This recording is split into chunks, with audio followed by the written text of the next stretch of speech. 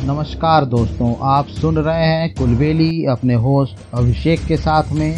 आज मैं लेकर आया हूँ पंचतंत्र की एक और कहानी। आइए शुरू करते हैं कहानी आपके होस्ट अभिषेक के साथ में। वंश की रक्षा। एक पर्वत प्रदेश में मध्यदेश नाम का एक बूढ़ा सांप रहता था। एक दिन वह विचार करने लगा कि ऐसा क्या उपाय हो सकता है जिससे बिना कुछ काम किए ही खाना पीना मिलता रहे। उसने बहुत सोचा और उसके मन में एक विचार आया। वह पास के मेढकों से भरे तालाब के पास चला गया। वहां पहुंचकर वह बड़ी बेचैनी से इधर उधर घूमने लगा। उसे घूमता देख तालाब के किनारे एक पत्थर पर बैठे मेढक को आश्चर्य हुआ, तो उसने पूछा, आज क्या बात है मामा? शाम हो गई है पर तुम खाने पीने का इंतजाम नहीं कर रहे हो। सांप बड़े दुखी मन से कहने लगा, क्या करूं बेटा, अब मैं बूढ़ा हो चला। मुझे तो अब भोजन की इच्छा भी नहीं रह गई। आज सवेरे ही मैं भोजन की खोज में निकल पड़ा था।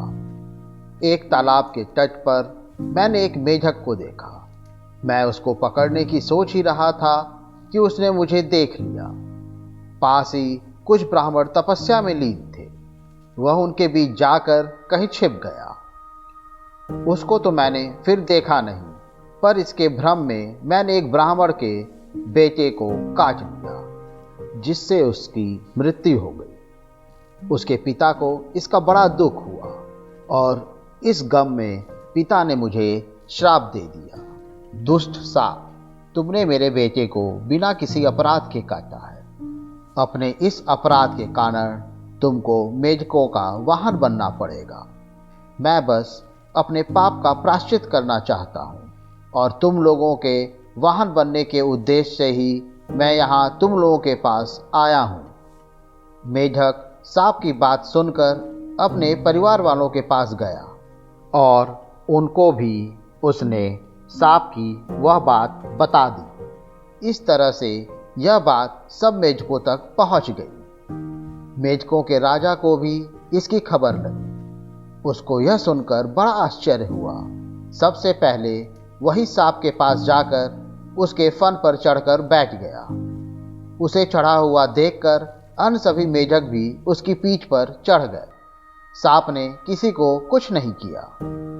सांप ने उन्हें तरह तरह के करतब दिखाए।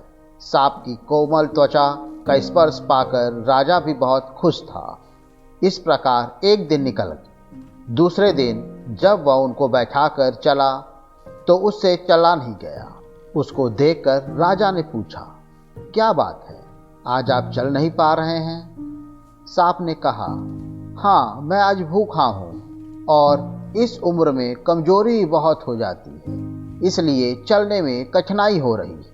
राजा बोला, अगर ऐसी बात है तो आप परेशान ना हो। आप आराम से साधारण किसी छोटे मोटे मेढकों को खा लिया कीजिए और अपनी भूख मिटा लिया कीजिए। इस प्रकार वह सांप अब रोज बिना किसी परिश्रम के अपना भोजन करने लगा। किंतु राजा यह भी नहीं समझ पाया कि अपने क्षणिक सुख के लिए वह अपने वंश का नाश करने लगा है। धीरे धीरे सांप ने अपनी चालाकी से सभी मेढकों को खा लिया और उसके बाद एक दिन राजा को भी खा गया। इस तरह मेढकों का पूरा परिवार ही नष्ट हो गया। दोस्तों, इस कहानी से हम लोगों को यह शिक्षा मिलती है, अपने हितैषियों की रक्षा करने से हमारी भी रक्षा होती है।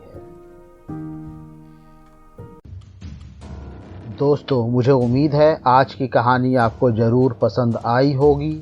और रोचक कहानी सुनने के लिए हमें लाइक, सब्सक्राइब और कमेंट करते रहिए। तब तक के लिए अपने होस्ट अभिषेक को आज्ञा दें। नमस्कार।